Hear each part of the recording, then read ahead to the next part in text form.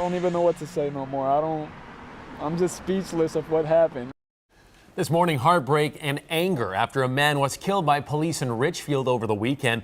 Those strong feelings poured onto 494 as people shut down part of the interstate demanding justice. Ellery McCardle is in our newsroom. And Ellery, this all started, as we're learning, at a vigil for the man. Yeah, that's right, Gia. And there were so many emotions there last night. People gathered to grieve the death of Brian Quinones, a man known for his music. And people were so upset about what happened that they took their voices to the interstate and blocked traffic. Now, Brian Quinones live streamed the last 13 minutes of his life on Facebook as Edina police was on his tail. Now, in the video, Quinones gets out of the car and 16 seconds later, you hear gunshots. Edina police says it chased Quinones from Edina into Richfield, and when they got to 77th Street and Chicago Avenue, they say he got out of the car and confronted officers with a knife. Family says Quinones was suffering from depression and had suicidal thoughts, but they say it did not have to end this way. I just think that they could have done better. At least tase them with the taser gun or at least something, but really shoot them in between 4 police officers, like that's just too much. The Hennepin County Sheriff is investigating this shooting, which involved Edina and Richfield Police Departments. Still a lot of questions, of course, in this case, and we're going to be working to learn more. Gia and Chris? Yeah, Ellery, thanks a lot for breaking that down for us. A difficult situation. Well, new this morning, a standoff in West St. Paul has ended peacefully. Police say they got a call about a suicidal man armed with a gun inside his house on Humboldt Avenue. When they arrived, a shot was fired from inside the home. Police were able to get the man out of the home and take him to the hospital without any injuries. Now here's a look at today's top stories in your morning rush. Police are searching for answers after an apparent murder in North Minneapolis. Officers found a man shot to death yesterday morning at a home on Lyndale Avenue North near Dowling Avenue. So far, we don't know who the man is, but police say he is in his 30s. Anyone with information is urged to call Crime Stoppers.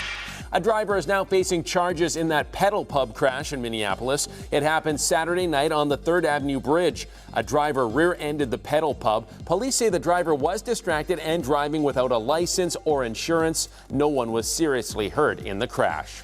A man charged in a drive-by shooting that sent a young girl to a hospital will be back in court this morning.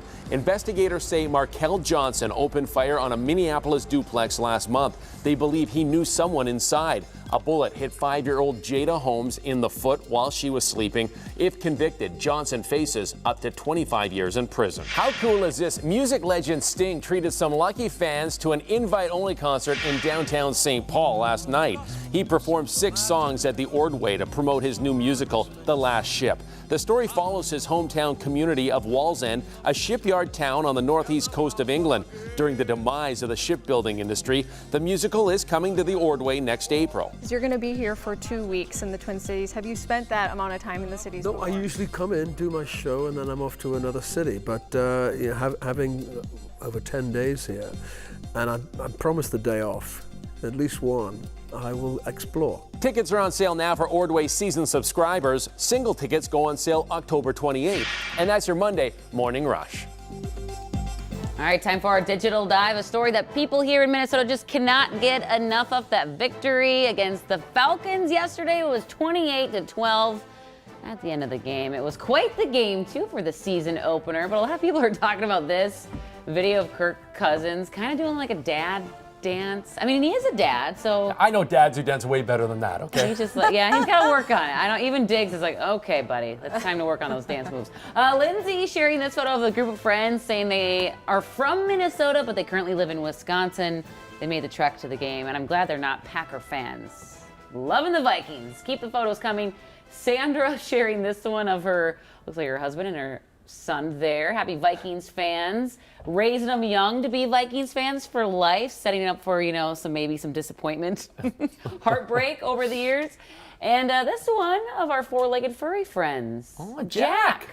Rooting for the team. Jack doesn't Giving know what's the up. high He just is five. like, give me some of those bacon strips or, I don't know, some dog treats. All right, we asked folks, use 11 words to describe your feelings about the Vikes' Week 1 victory. This person says, you're only as good as your last performance. Celebrate, sleep, and repeat. Good advice there.